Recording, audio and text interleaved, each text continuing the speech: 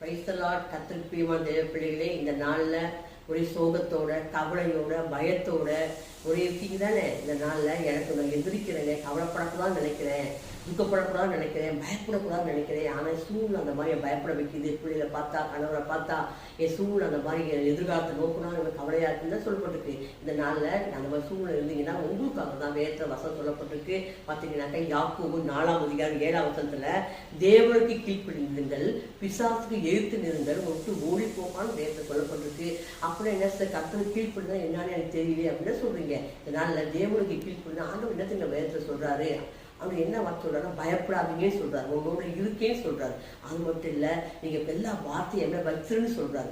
ஒன்றுக்கும் கவலைப்படி சொல்லுன்னு சொல்றப்ப ஆண்டவர் என்ன வார்த்தை சொல்றாரோ நீங்க அதுக்கு ஒத்துக்கிறது தான் கீழ்ப்படிது. ஆண்டவர் பயப்பட வேணாம்னு சொல்லியிருக்காரு, கவலைப்பட வேணாம்னு சொல்றாரு, நீ பாரப்படாத சொல்றாரு. அவர் சொல்லாத வார்த்தைக்கெல்லாம் நம்ம கீழ்ப்படிது.